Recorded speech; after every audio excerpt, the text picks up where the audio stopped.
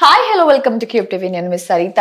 అయితే రోజు నాతో పాటు జ్యోతిష వాస్తు పండితులు శ్రీ ముల్లపూడి సత్యనారాయణ గారు ఉన్నారు. వారితో మాట్లాడదాం. నమస్తే సార్. నమస్కారం సరిత. ఇప్పుడు ఎక్కడ చూసినా కూడా మనకి ఒకటి వివాదం నడుస్తుంది. కొండా సురేఖ గారు చేసిన సంచలన వ్యాఖ్యలు. అయితే ఇది అసలు ఎలా చూడాలి అంటే, ఇది రాజకీయ వివాదం చూడాలా, లేకపోతే పర్సనల్ టార్గెట్ అని చెప్పాలా, లేకపోతే ఒక అమ్మాయి ఒక ఆడావిడ ఇంకొక ఆడావిడ మీద చేసిన ఈ ఈ వ్యాఖ్య ఏదైతుందో ప్రతి ఒక్కరిని, అటు టాలీవుడే కాదు ఇటు నార్మల్ మన ప్రేక్షకులను కూడా అంటే ఒక డౌట్ లో పాడేస్తుంది. అంటే ఏంటి ఇవి ఇలాగా సడన్ గా ఆల్ ఆఫ్ సడన్ ఇలాంటి ఒక తప్పుడు ప్రచారం చేస్తుందని మళ్ళీ తనే ఒప్పుకుంది. నన్ను కేటీఆర్ తిట్టాడు కాబట్టి నేను కేటీఆర్ని తిట్టాను. అయితే ఇది ఓవరాల్ గా ఎలా చూడాలి? ఎప్పుడు కూడా నాగ చైతన్య ఇన్ని ఇయర్స్ అంటే ఆల్మోస్ట్ 2.5 years అయిన వాళ్ళకి డైవర్స్ అవి కూడా, బట్ ఎప్పుడు కూడా ఎక్కడ కూడా ఆ డైవర్స్ గురించి స్పందించలేదు. అంతో ఎంతో సమంత ఒక ట్వీట్ లో చెప్పేది.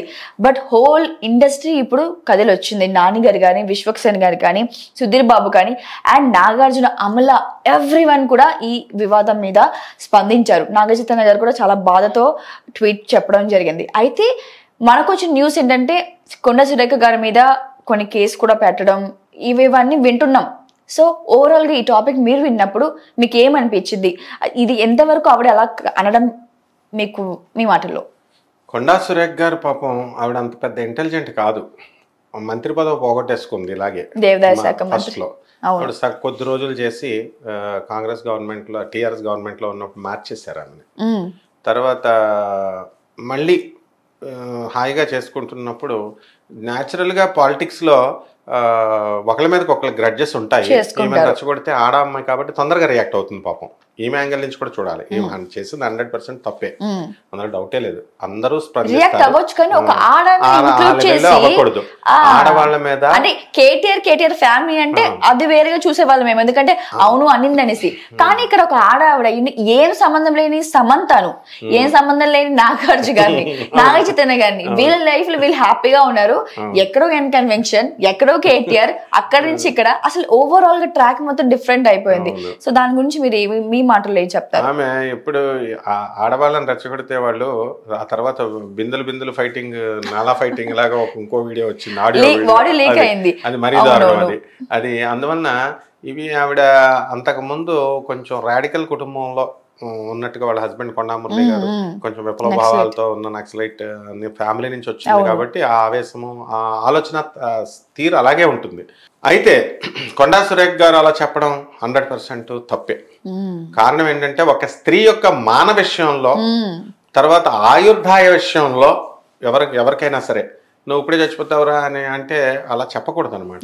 సో ముఖ్యంగా స్త్రీ, ఇది మనం భారతదేశంలో స్త్రీని గౌరవిస్తాం కాబట్టి, వాళ్ళు ఎలాంటి వాళ్ళైనా సరే మనం గౌరవించేటటువంటిది దేశం కాబట్టి అస్సలు ఆడవాళ్ళ విషయంలో అలాంటివి చెప్పకూడదు.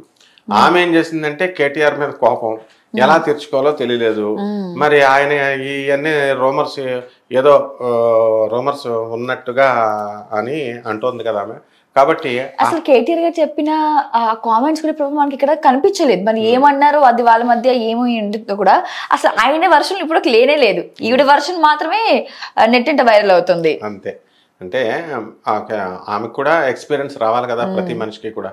కాబట్టి అంటే దీన్ని బట్టి మీకు ఏం అర్థమైంది అంటే, ఆవిడ fit for minister or what?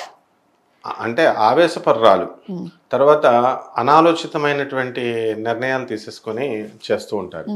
అయితే ఈ నాగార్జున గారిని, అమల గారిని, వాళ్ళ ఫ్యామిలీస్ లాక్కూడదు. అండ్ సమంత ఇండివిజువల్ గా పాపం ఆ అమ్మాయిని కూడా లాక్కూడదు. నాగ చైతన్య అసలు ఏ గొడవలకి వెళ్ళడు. అలాంటిది ఆయన అనకూడదు. అఖిల్ ఎప్పుడూ స్పందించడు, చిన్న కుర్రాళ్ళలాగే ఉంటాడు వినయంగా. అతను అందరూ టోటల్ ఫ్యామిలీ అంతా హర్ట్ అయిపోయారు. మొత్తం ఇప్పుడు ఎవరిని అనకూడదు, వాళ్ళనే ఉంది అసలు. ఇప్పుడు డబ్బు ఉన్న వాళ్ళ, సెలబ్రిటీసా, అవే ఆఫ్ అప్రోచ్ రాంగ్.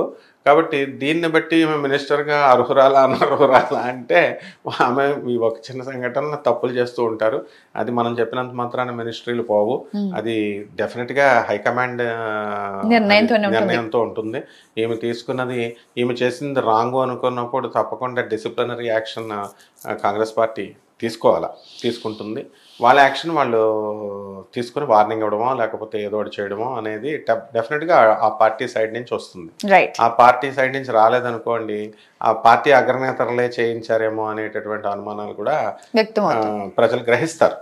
కాబట్టి అనవసరంగా ఎక్కడో ఉరుము మెరిస్తే పిడిగి ఎక్కడో పడింది అన్నట్టు కేటీఆర్ మీద కొండా సురేఖ ఫైటింగ్ తీసుకెళ్లి నాగార్జున ఫ్యామిలీ మీద పడింది. అదొకటి. రెండవదేమో ఈ కన్వెన్షన్ కోసము అసలు అప్పుడు 100 కోట్లు అంటున్నారు. అంత ఉండదు, అది లోపల ఉన్నటువంటి అంతా కూడా. అసలు ఏ ఫంక్షన్ అయినా హాల్ అయినా కూడా అంత ఉండదు సార్. ప్రజలు చెప్పేసుకోవడం 100 కోట్లు ఎందుకు ఉంటది, ఇది ఆ ల్యాండ్ అక్కడే నాకు తెలిసింది, అది 20 years నుంచి నాకు తెలుస్తుంది.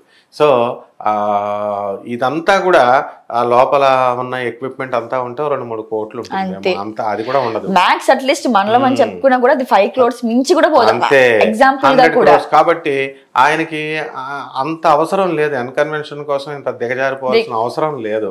ఆయన 300 కోట్లు ఇస్తానన్నారు సమంతకి, మామూలుగా అంటున్నారు కదా, ఆమె తీసుకోలేదో ఏదో అంటున్నారు.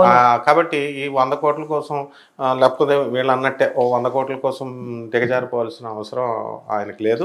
నాగార్జున గారు, అమల గారే కాదు, అసలు ఎవరు కూడా చేయరు. అండ్ అమల గారి గురించి నాకు తెలుసు బాగా. బ్లూ క్రాస్ లో ఆమెతో నాకు 20 సంవత్సరాల అనుబంధం ఉంది. కుమారి గారు మేము అంతా ఫ్రెండ్స్ అనమాట. ఆఫీస్ మేనేజర్ తను చూస్తూ ఉంటుంది. సో అమల్ గారు మోస్ట్ డిసిప్లిన్డ్, లేకపోతే అసలు పాపం రియాక్ట్ కాదు. అండ్ టోటల్ వాళ్ళ ఫ్యామిలీకి ఇది డ్యామేజ్ నిజంగా, రెప్యుటేషన్ మొత్తం డ్యామేజ్. కన్వెన్షన్ కూలగొట్టేస్తే అది వేరే విషయం, అది పెద్ద పట్టించుకోరు అది. ఎందుకంటే కోర్ట్ ఆఫ్ లాలో మామూలుగా జరుగుతాయి హైడ్రా ప్రకారం ఇవన్నీ కూడా. కాబట్టి ఎట్టి పరిస్థితుల్లో కొండా సురేఖ గారు ఇలాంటివన్నీ కూడా ముందు క్షమాపణలు చెప్పారు, సమంతకి చెప్పారు, వీళ్ళకి కూడా చెప్తారు. కానీ ఏదైనా హర్ట్ చేసిన మనసు ఇంకా హర్ట్ అయిపోయి ఉంటుంది కదా.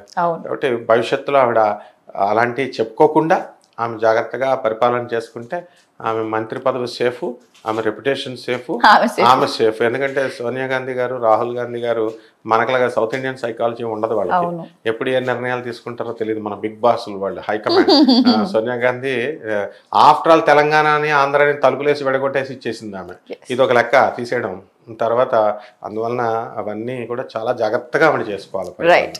Thank you sir, thank you for available time. Thank you అమ్మా.